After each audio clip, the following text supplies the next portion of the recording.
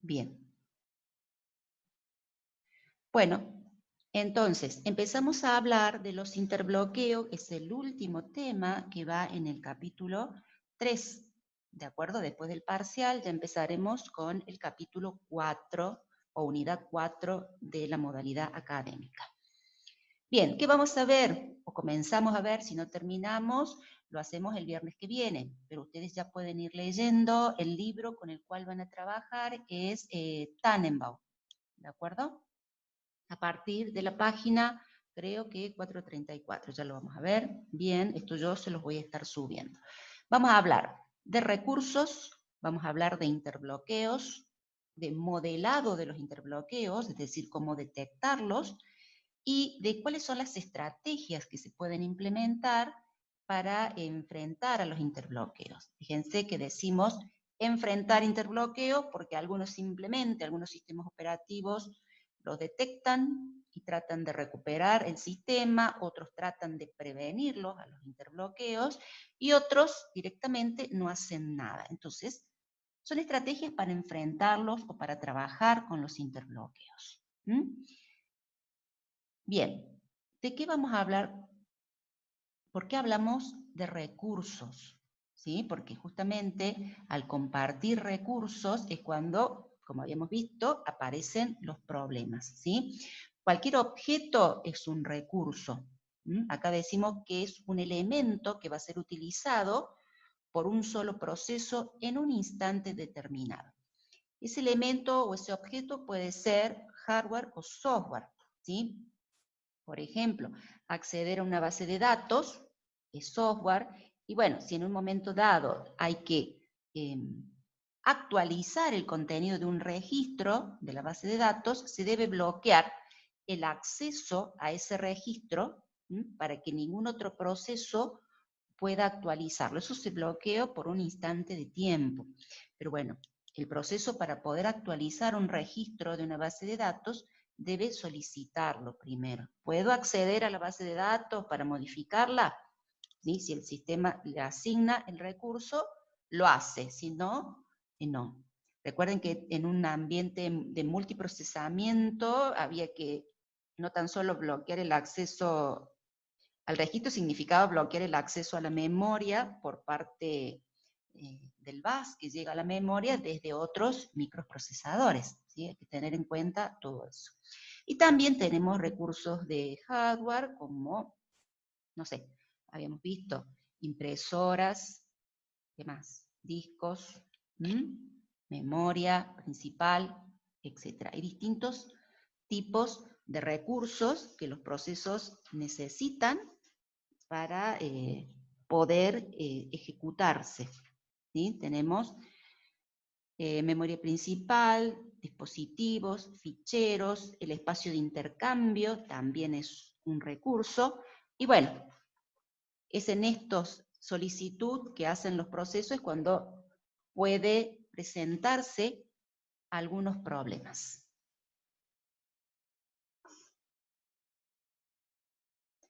Bueno, ¿qué eventos ¿sí? se deben llevar a cabo para poder utilizar los recursos?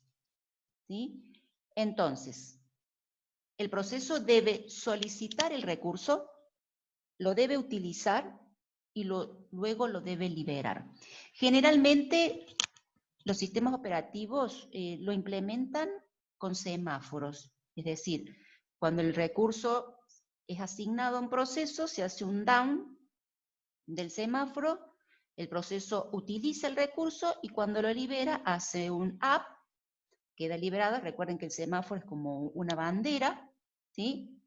Entonces, ya ahí se garantiza de que si está protegido por un semáforo, ningún otro proceso pueda estar utilizando ese recurso que ya tiene asignado un determinado proceso. Bien, no sé si hasta ahí se entiende qué tipo de recursos tenemos con los cuales podemos trabajar. Más allá de lo que yo mencioné recién, que eran los recursos de hardware y de software, ¿sí? Están los apropiativos y los no apropiativos. ¿Cuáles son los apropiativos? Es aquel recurso que cuando está asignado a un proceso, el sistema puede quitárselo sin producir grandes daños, ¿sí?, en la ejecución del proceso. Por ejemplo, como puede ser una porción de memoria principal. Entonces, el proceso que tiene asignada una memoria, como una porción de memoria, para ejecutarse, y bueno, puede llevarse, se lo puede llevar al disco, suspenderse por cierto tiempo, y después devolverle ese recurso en algún momento. Entonces, eso es un recurso apropiativo, ¿de acuerdo? Y un recurso no apropiativo es aquel que no puede quitarse al propietario o al proceso que ya lo tiene asignado, sin hacer que, bueno, la ejecución del proceso falle, ¿sí? O tenga, sí, se puede ejecutar o quedará bloqueado o tendrá que terminar o es interrumpido. Entonces, hace que el proceso tenga una mala ejecución. ¿Por qué? Porque le han quitado, se han apropiado de ese recurso que antes tenía asignado. ¿De acuerdo? Un caso simple podría ser la impresora.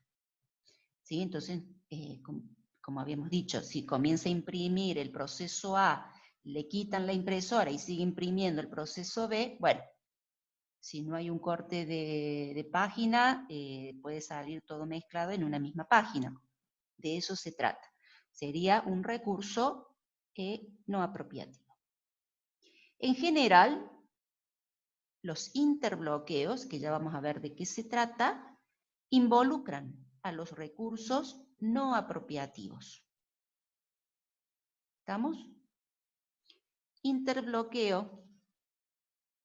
Un conjunto de procesos se encuentran en un interbloqueo si cada proceso del conjunto está esperando un evento que solo puede ser ocasionado por otro proceso del conjunto.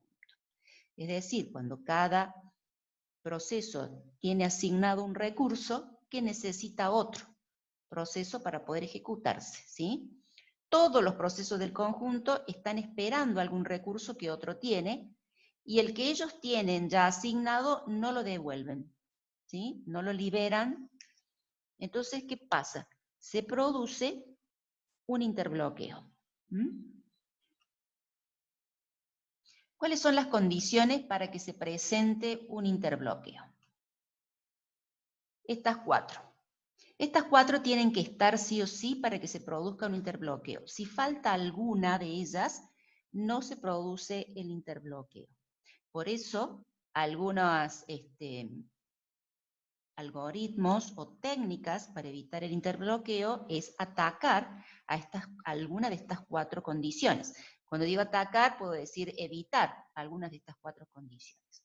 Tiene que darse la exclusión mutua, ¿sí? Es decir, un proceso que tiene asignado un proceso, perdón, que tiene asignado un recurso, entonces los otros procesos no pueden utilizarlo. Como les decía recién, cuando dijimos que un proceso tiene que solicitar el recurso, utilizarlo y liberarlo, esta solicitud o este recurso va a estar protegido por un semáforo. Y esto garantiza la exclusión mutua que ya habíamos hablado. Esa es una de las condiciones que provocan después un interbloqueo.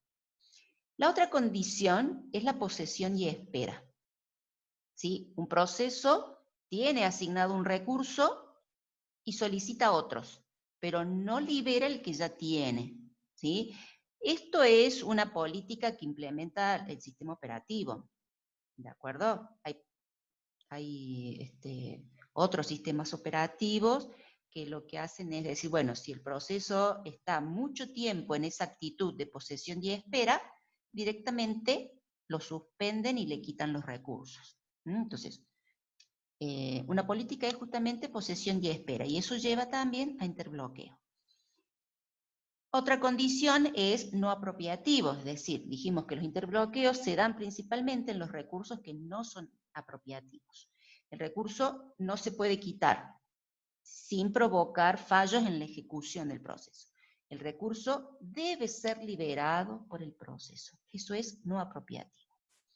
Y la otra condición es que se produzca una espera circular, que ya vamos a ver lo que es justamente el interbloqueo. Si está mal ahí la filmina, un proceso está asignado a un proceso o está disponible. Y acá tiene que decir, un recurso está asignado a un proceso, ¿sí? Ya después lo vamos a corregir. Un recurso está asignado a un proceso o está disponible. Esa es la exclusión mutua. Bien. ¿Qué pasa? Fíjense acá en este modelado, lo que vamos a hacer es ver lo que estábamos hablando recién, de lo que es espera circular. Tienen varias gráficas en el libro para modelar los interbloqueos, para ver cuándo se producen y cuándo no. Fíjense, en este modelado, los círculos son procesos y los cuadraditos son recursos. ¿Qué pasa entonces? Cuando un proceso pide el recurso y se lo asignan, se indica con la flecha hacia el proceso. Acá tenemos, proceso A pidió recurso M y se le asignó. Cuando un proceso pide, en este caso B pide el proceso P, pero P no está disponible, aparece la flecha hacia el recurso. Entonces B, ¿qué hace? Se bloquea, espera, o puede estar bloqueado o puede estar dormido, y espera ser despertado cuando el recurso se libere. La otra actitud es que el proceso haga una espera activa, es decir, que cada cierto tiempo vuelva a solicitar el recurso y se lo nieguen, ¿sí? Estos casos se representan de esa manera, la flecha va hacia el recurso. Esa es la solicitud.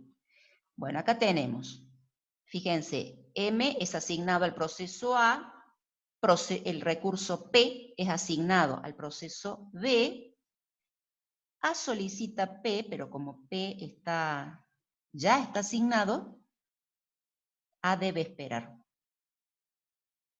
B solicita el recurso M, pero como ya está asignado A, B debe esperar. ¿Qué pasa? Aquí tengo una espera circular o un ciclo. Cuando ustedes vieron grafos, los grafos dirigidos, ahí podíamos detectar ciclos. Cuando detectamos un ciclo en el modelado, estamos frente a un interbloqueo. ¿Sí? ¿Qué quiere decir el interbloqueo? Que tanto el proceso A como el proceso B no pueden seguir avanzando en su ejecución. Tienen que esperar. ¿Sí? Entonces, como también está la otra condición de apropiación y espera, el proceso A no va a liberar el recurso, ni el proceso B lo va a hacer. Y bueno, después vamos a ver que hay distintas técnicas para resolver esto. Sí, en algunos sistemas operativos es común que se generen esperas circulares, ¿sí? O interbloqueos. La espera circular es justamente el interbloqueo.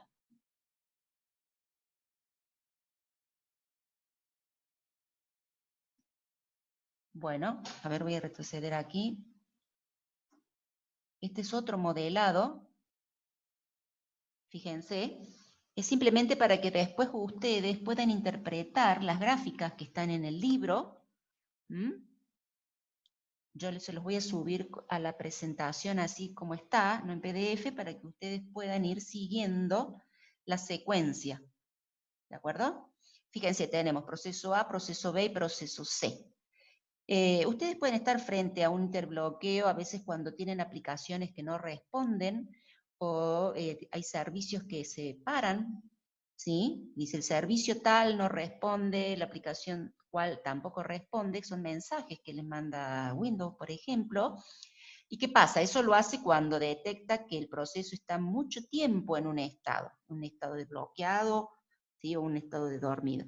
¿Qué pasó? El proceso está esperando recursos que no se le asignan. ¿Por qué? Porque pueden estar siendo utilizados por otros procesos. Y es ahí cuando ustedes le dan aceptar, si el Windows les dice, bueno, este proceso no responde, lo terminamos, sí, aceptar. Estamos matando, entonces el proceso está liberando recursos. Al liberar recursos, eso puede producir que otros procesos que estaban en espera también se desbloqueen y puedan continuar su ejecución. ¿Sí? Bueno, está en poder analizar desde el administrador de tareas, por ejemplo, qué está sucediendo, pero si no son módulos del sistema operativo que son los que van a estar detectando estos casos de bloqueo o de interbloqueo. ¿De acuerdo? Bien, fíjense, acá vamos a modelar rápidamente, tenemos el proceso A, el B y el C, y bueno, el A solicita el recurso M y el O, el B solicita el recurso O y el P, y el C solicita el recurso P y M. Tenemos los tres procesos, y fíjense los tres recursos. Recuerden que nosotros vamos, la flecha roja hacia el proceso indica que se le asigna el recurso M al proceso A, se le asigna el recurso O al proceso B, y se le asigna el recurso P al proceso C. Estos procesos están multiprogramados, estamos suponiendo que se ha ejecutado un cierto tiempo cada uno, y ha tenido, digamos, el tiempo de pedir el recurso y se le asigna. El proceso A solicita el proceso O, el recurso O, perdón, lo solicita pero no se lo dan, el B hace lo mismo con el recurso P, y C hace lo mismo con el recurso M. ¿Qué pasa aquí?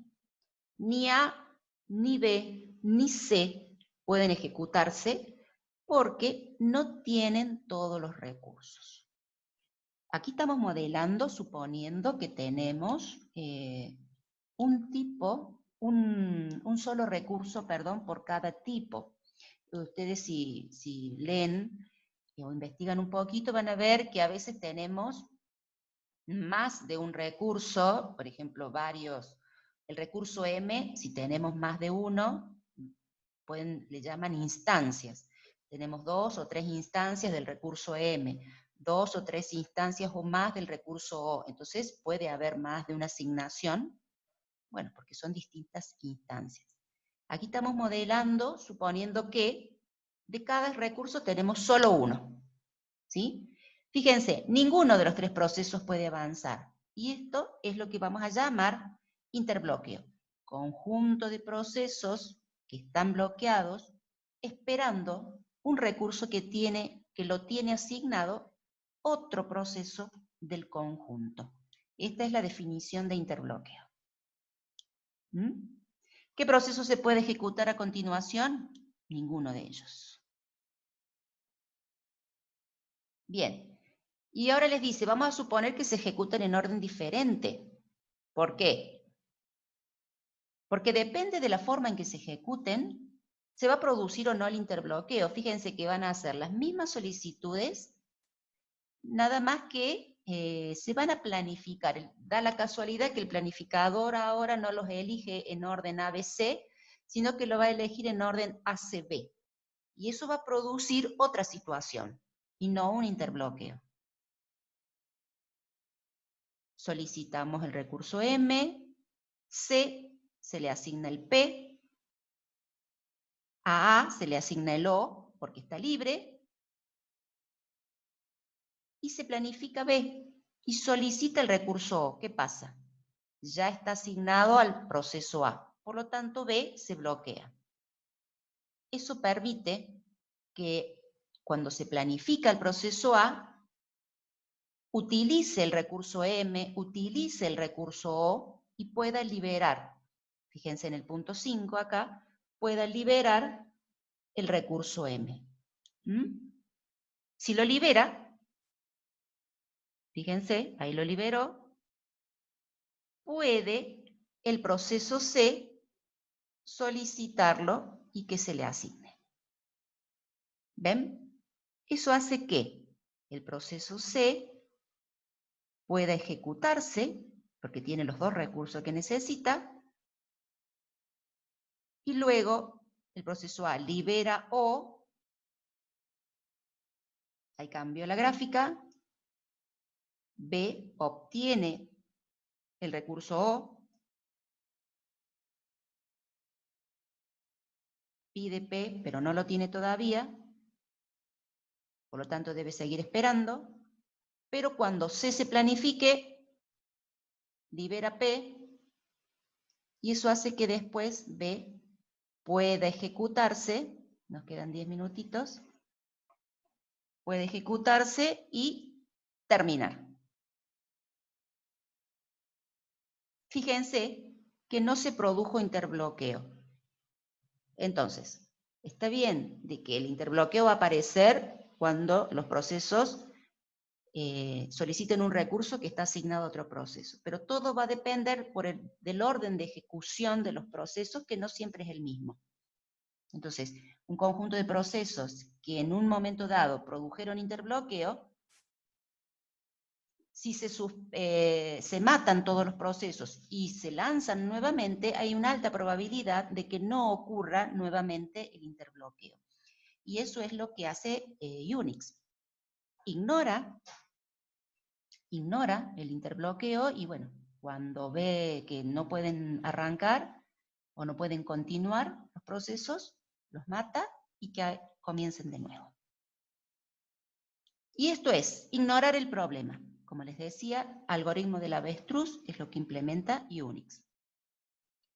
Otros sistemas operativos realizan la detección y recuperación, es decir, ir modelando como hemos hecho recién. Hay algoritmos que permiten modelar, van modelando de acuerdo a la solicitud y asignación de los recursos que se van haciendo para poder detectar cuándo se produce un interbloqueo y así poder tomar acciones correctivas.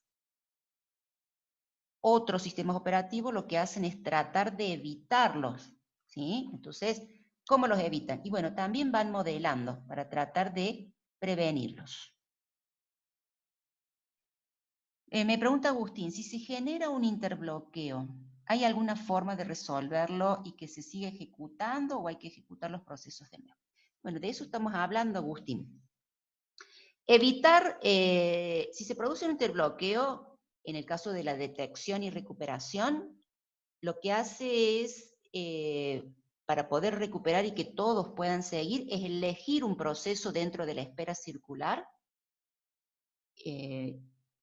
matarlo o desasignarle los recursos, ¿sí? Y eso es importante que se pueda analizar desde el modelado, a ver cuál es el que nos conviene quitar de la espera circular para que los demás puedan continuar su ejecución. De esa forma se recupera. Y evitar los interbloqueos es modelar como hicimos recién, pero antes de asignar, el sistema operativo lo que hace es analiza el modelado y dice, si yo hago esta asignación, ¿se produce un interbloqueo? Sí, entonces no lo asigno y el proceso que lo pidió tiene que esperar, ¿sí? Y hacer una solicitud posteriormente. Todos estos dos formas de trabajo representan una carga alta de administración para el sistema. Por eso, estos módulos que realizan esta tarea no están permanentemente planificando y monitoreando, lo hacen cada cierto tiempo. Entonces, por eso les decía que a veces el sistema Windows les detecta que tienen una aplicación bloqueada hace mucho tiempo y les dice de vez en cuando, tal aplicación no responde. Bueno, es porque se planificó, este módulo detectó una anomalía y bueno, trata de resolverlo matando ese proceso y desasignándole los recursos, por ejemplo. Y por último, fíjense, tenemos la prevención, ¿sí? La prevención se lleva a cabo anulando alguna de las 4 condiciones. ¿Se acuerdan cuáles eran las 4 condiciones para que se produzca un interbloqueo? ¿Qué era? Exclusión mutua, ¿qué más? Posesión y espera. Esas son las 4 condiciones. Entonces, si evitamos alguna de ellas,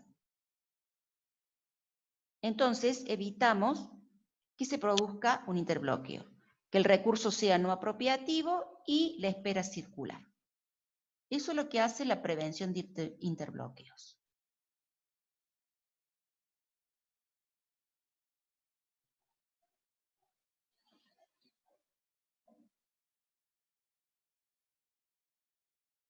Bien.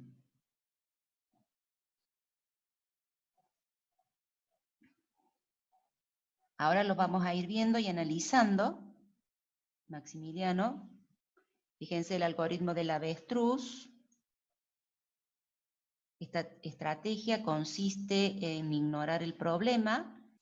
¿Por qué? Porque cuando se presenta, simplemente lo que hace, como yo les decía, es matar los procesos, desasignar y que comiencen nuevamente. ¿Y qué prioriza en este caso el sistema operativo?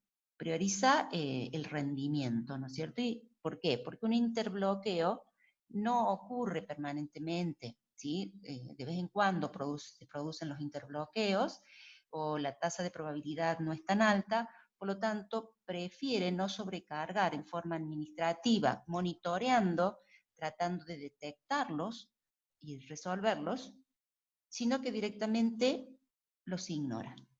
¿Sí? En este caso, ese es el algoritmo de la avestruz.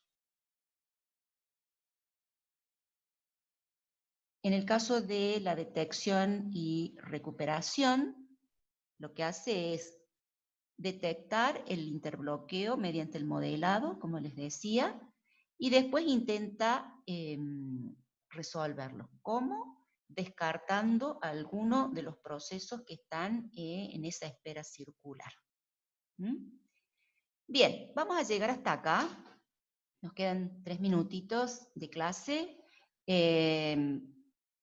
No sé si tienen alguna otra pregunta. Recuerden que van a estudiar de Tannenbaum. Yo les voy a subir esta presentación. Es muy poquito lo que queda. Hemos hablado prácticamente de todo. Y hasta acá entra, hasta todo lo que es interbloqueo. Este sería el último tema, que lo terminamos el viernes y hacemos un repaso general. El repaso general va a consistir...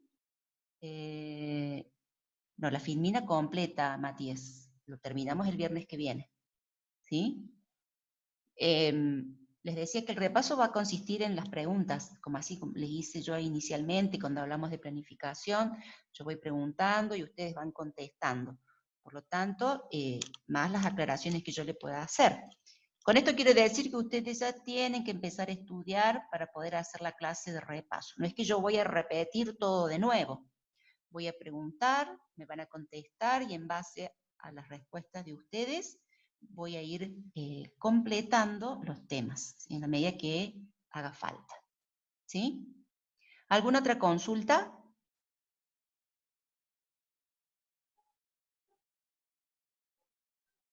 Sí, mi mail lo escribo en el chat para que lo tengan.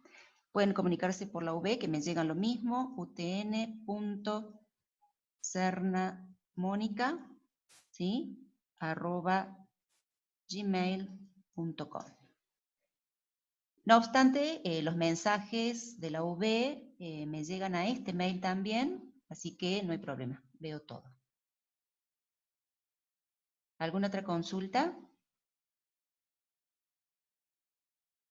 Bueno, nos reencontramos entonces. El tema de verificar con el DNI es mandar una foto o prender la cámara.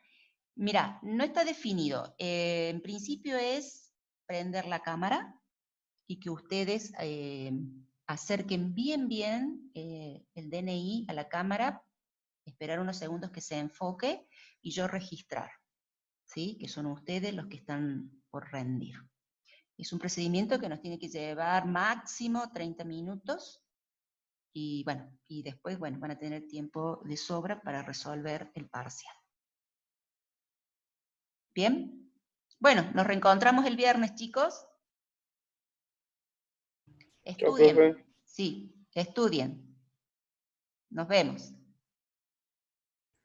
Nos vemos, profe, gracias. A ustedes.